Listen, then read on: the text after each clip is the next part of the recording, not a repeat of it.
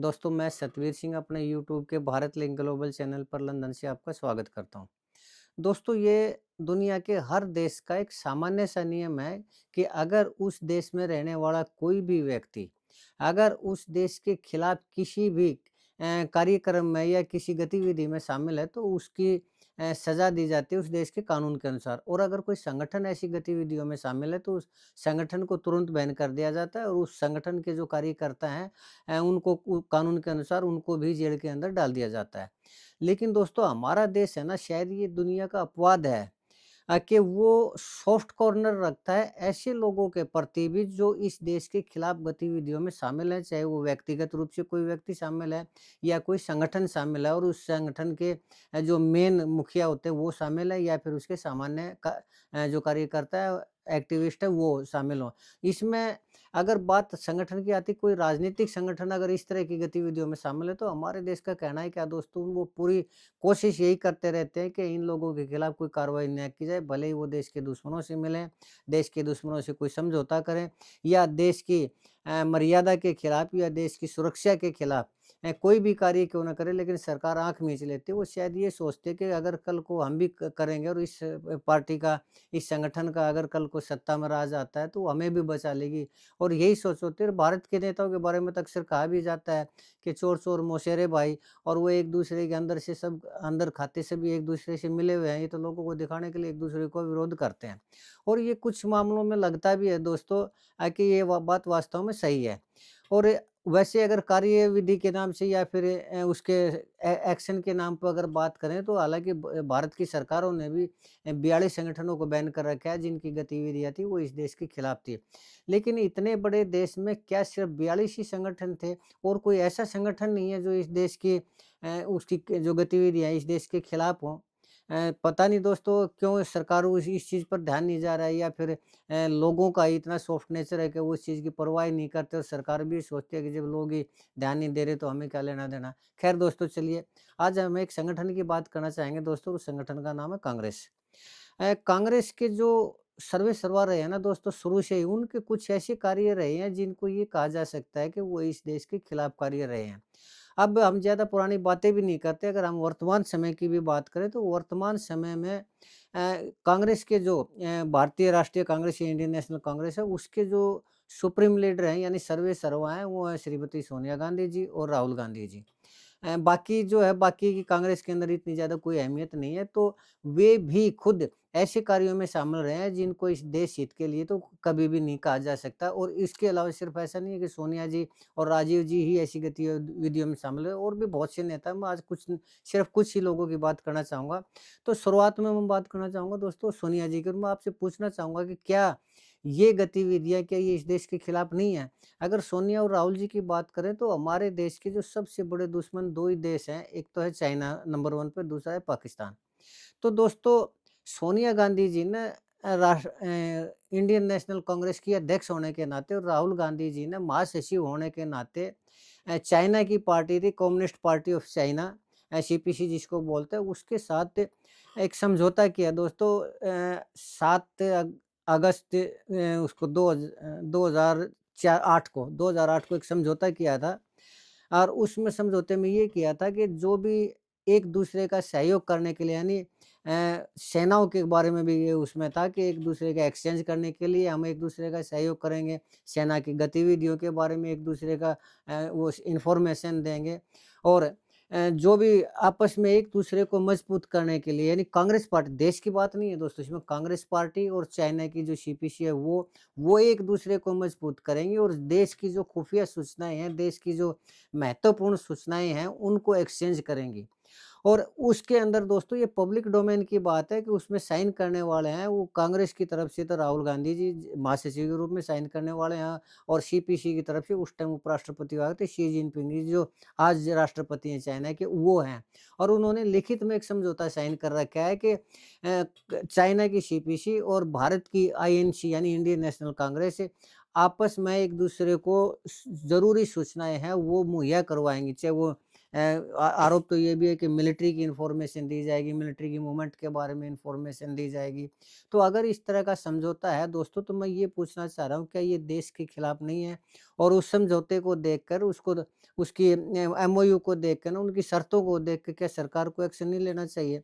चलिए दूसरी बात राहुल गांधी जी की करते हैं। तो दोस्तों राहुल गांधी जी एक बार मानसरोवर यात्रा पर गए हुए थे, कैलाश मानसरोवर की यात्रा पे। तो कैलाश मानसरोवर की यात्रा पर जब गए तो जो भारत में राजदूत हैं चाइना के, उन्होंने उनको वीआईपी मूवमेंट दी थी और उन्होंने मूवमेंट ऐसी दी थी जो किसी राष्ट्र अध्यक्ष को दी जाती है। यानी जो हमारे दुश्मन देश है वो हमारे एक विपक्ष के नेता को, कांग्रेस के एक नेता को वीआईपी मूवमेंट दे रहा है, जबकि वो बॉर्डर के ऊपर वो सेनाएँ खड़ी कर रहा है, हमारे देश पे हमला करने के लिए हमेशा तत्पर रहता है, हमारे देश को कमज़ोर करने के लिए तत्पर रहता है, और वो राहुल गांधी जी को वीआईपी ट्रीटमेंट देने लग रहे हैं। तो इसको क्या समझा जाए? क्या ये नहीं समझा जाए कि जो सोनिया जी हैं, राहुल जी हैं, उनके लिए चाइना बहुत ज़्यादा महत्वपूर्ण और हमारा जो देश है वो इतना ज़्यादा महत्वपूर्ण नहीं है? क्या इससे ये साबित नहीं होता? चलिए कोई बात नहीं दोस्तों। ये बात तो थी सोनिया जी की और राहुल जी की। अब अगर हम बात करना चाहेंगे दोस्तों दूसरे नेताओं की, कांग्रेस के जो दूसरे नेता हैं। कांग्रेस के दूसरे नेता दोस्तों एक दिग्विजय जी हैं, बहुत पुराने नेता हैं और वो मध्य प्रदेश के मुख्यमंत्री भी रहे हैं और कांग्रेस के बहुत महत्वपूर्ण पदों के ऊपर रहे हैं। उन्होंने दोस्तों भारत के बारे में, भारतीय सेना के बारे में इतना कुछ खिलाफ बोला है, आगे जिसको ये कह सकते हैं कि ये जो लैंग्वेज है, ये तो एक दुश्मन देश का व्यक्ति ही बोल सकता है। उन्होंने भारतीय सेना को हत्यारा कहा है, एक सैनिक को थप्पड़ भी मारा है उन्होंने, और इसका जो पुलवामा हमले के बाद सर्जिकल स्ट्राइक हुई थी, उसको भी नकली बता रही है, कहा कि भारतीय सेना ने कुछ भी नहीं किया, सिर्फ एक कौवा मारा है। इतना ही नहीं, उन्होंने और भी इतनी ज़्यादा भारत के खिलाफ वो कही है कि ये कहा जा सकता है कि ऐसा तो सिर्फ दुश्मन देश का व्यक्ति ही कह सकता है, और अगर कोई और देश होता तो ज़रूर उसके ऊपर कार्रवाई होती। एक नेता हैं दोस्तों मणिशंकर अय्यर जी। मणिशंकर अय्यर जी ने पाकिस्तान में जाके ये कहा था कि आपकी और हमारी दोस्ती के अंदर जो बाधा है वो मोदी है, और मोदी को किसी भी तरह से हराओ ताकि आपकी और हमारी दोस्ती में किसी तरह की कोई बाधा ना आए। और उन्हीं मणिशंकर अय्यर जी ने कहा था कि मुझे भारत से ज़्यादा प्यार पाकिस्तान के अंदर मिलता है। तो दोस्तों एक दुश्मन देश के गीत गाना, एक दुश्मन देश के साथ मिल के काम करना, क्या ये देश विरोधी गतिविधि नहीं है? इसको क्या कहेंगे हम? क्या ये सज़ा के लायक चीज़ें नहीं है? खैर चलिए दोस्तों, अब आप सोचते होंगे ये पुरानी बातें हैं, तो चलिए नई बात कर लेते हैं और आज की ही बात कर लेते हैं। आज दोस्तों एक और नेता है पृथ्वीराज चौहान जी। वो महाराष्ट्र के मुख्यमंत्री भी रहे हैं और कांग्रेस के बहुत कद्दावर नेता हैं। उन्होंने आज एक बयान दिया है कि ऑपरेशन सिंदूर में पहले दिन ही भारत को करारी शिकस्त मिली थी, और जो फाइटर जेट की डॉग फाइट हुई थी आसमान के अंदर आधे घंटा, उस आधे घंटे के अंदर पाकिस्तानी फाइटर जेट ने भारत के जितने भी फाइटर जेट थे वो मार गिराए थे, और भारत की वायुसेना में इतनी हिम्मत ही नहीं थी कि वो अपने और हवाई जहाज़ों को उड़ाकर पाकिस्तान का मुकाबला कर लें, और पाकिस्तान का कोई नुकसान नहीं हुआ, भारतीय सेना का भारी नुकसान हुआ और भारत को करारी शिकस्त मिली, और सिर्फ यही कारण था कि भारत ऑपरेशन सिंदूर को अधूरा छोड़ के भागा था। ये बयान दिया है दोस्तों आज कांग्रेस के ही नेता पृथ्वीराज चौहान, और वो उन्होंने ये कहा है कि मैं अपने बयान के ऊपर अडिग हूँ। किसी तरह की माफ़ी माँगने का सवाल ही पैदा नहीं होता, और सच्चाई यही है, और भारतीय सरकार ने सच्चाई छुपाई है देश से, और सच ये है कि पाकिस्तान ने बहुत बुरी तरह से भारत को हराया था। तब ये देखिए दोस्तों, क्या ये देश विरोधी गतिविधियाँ नहीं है? क्या ये देश का अपमान नहीं है? क्या ये हमारी सेना के शौर्य का अपमान नहीं है? वो ऑपरेशन सिंदूर जिसमें पाकिस्तान को हमने हमने उनके एयरपोर्ट्स को तबाह किया, हमने उनके फाइटर जेट को तबाह किया, और कांग्रेस के नेता और वो भी मामूली कार्यकर्ता नहीं, जो मुख्यमंत्री के पद पर रह चुके हों, ऐसे-ऐसे कांग्रेस के नेता अगर भारत के खिलाफ इस तरह की बयानबाज़ी करते हैं, तो क्या इससे दुश्मन देश को हौसला नहीं बढ़ेगा? क्या पाकिस्तान इसी चीज़ को दुनिया में सबूत के रूप में पृथ्वीराज चौहान के इस बयान को दिखाएगा या नहीं दिखाएगा? और भारत की इसमें बेइज़्ज़ती होगी या नहीं होगी? तो क्या ऐसा संगठन देश विरोधी नहीं है क्या? मैं ये सवाल आपसे ही पूछना चाह रहा हूँ। तो कैसे लोग ऐसे संगठन को और ऐसे नेताओं को वोट दे देते हैं कि देश पर राज करने के लिए, ताकि इस देश को बर्बाद किया जा सके? ऐसा देश और ऐसा संगठन और जिसके खिलाफ कोई कार्रवाई नहीं की। आज खालिस्तानी संगठन जैसे काफ़ी ऐसे हैं, त्रिपुरा के संगठन है, पंजाब के संगठन है और यूपी के संगठन है जिनको बैन कर रखा है। तो मैं सरकार से ये पूछना चाहता हूँ कि कांग्रेस को क्यों नहीं बैन किया जा रहा है? जब कांग्रेस के इतने बड़े-बड़े नेता भारत विरोधी गतिविधियों में शामिल हैं, भारत के खिलाफ दुश्मन देश में जाकर ना हमारे देश का अपमान करते हैं, तो और उनको कुछ भी उनके खिलाफ कोई कार्रवाई नहीं। क्यों? क्या इसलिए कि कल को अगर वर्तमान जो सरकार है उसकी भी इस तरह की कोई गतिविधियाँ निकलती है तो उनको भी माफ़ी मिल सके, क्या इसलिए? अगर ऐसा है तो ये तो बहुत ही बुरी बात है। इस देश के लोगों को समझना होगा कि वो कैसी पार्टी को आगे लेके जा रही है, कैसे नेताओं को चुनने लग रही है और क्या वो नेता इस देश के हित चिंतक हैं या इस देश के गद्दार हैं। दोस्तों ये तो सोचना चाहिए आपने और आपको दबाव बनाना चाहिए कि ऐसे पार्टियों को, ऐसे नेताओं को पार्टी से बाहर किया जाए और उनके ऊपर कानूनी कार्रवाई अवश्य की जाए। लेकिन कार्रवाई करे कौन? अपने आप को लोग 56 इंच का सीना तो दिखाते हैं, लेकिन कार्रवाई के नाम पर कुछ भी नहीं करते। कई बार तो दोस्तों मैं सोचता हूँ कि वास्तव में शीर्ष पद पर ऐसे व्यक्ति होने चाहिए, जो सिटिंग एसपी को भी 39 जूते मारने की हैसियत रखते हो, कैपेसिटी रखते हो, हौसला रखते हो, 39 छींतर मारने का हौसला रखते हो।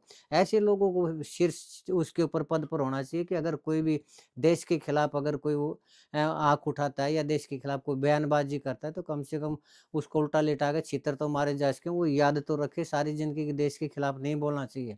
लेकिन ख़ैर दोस्तों चलिए, लोग अपने आप को महामानव कहते हैं, हिंदू हृदय सम्राट बोलते हैं और स्टेज के ऊपर बड़ी-बड़ी कविताएँ कहते हैं, देश नहीं झुकने दूँगा। तो ये जो देश विरोधी लोग हैं, इनके खिलाफ क्यों नहीं कार्रवाई कर रहे हिंदू हृदय सम्राट जी, किसकी इंतज़ार कर रहे हो? क्या इस चीज़ की कि कल को वो पार्टी सत्ता में आ गई और आपके कोई उगड़ गए तो वो आपके खिलाफ भी कार्रवाई ना करे। क्या ये सोच के? अगर ऐसा है तो भी बहुत बुरी बात है। इस देश का क्या होगा ये तो परमात्मा ही मालिक है। ख़ैर दोस्तों आज के लिए इतना ही। मुझे उम्मीद है कि आपको मेरा ये विश्लेषण, मेरी ये वीडियो पसंद आई होगी। अगर आपको मेरी वीडियो पसंद आई तो आपसे गुज़ारिश करना चाहूँगा कि आप मेरे इस वीडियो को लाइक करें, कमेंट करें, शेयर करें दोस्तों और वीडियो को हाइप ज़रूर करें। चलते-चलते एक निवेदन ज़रूर करना चाहूँगा कि आप प्लीज़ मेरे इस चैनल को सब्सक्राइब ज़रूर करें ताकि मेरा हौसला बढ़ता रहे। और यहाँ लंदन में बैठ के भी इतनी दूर मुझे अपने देश की चिंता हो रही है, और वो इस तरह का जो विश्लेषण मैं तभी कर पाऊँगा जब आप लोग सहयोग करेंगे, आप मेरे चैनल को सब्सक्राइब करेंगे। आपने मेरा ये वीडियो देखा इसके लिए आपका बहुत-बहुत धन्यवाद। नमस्कार, जय हिंद, जय भारत।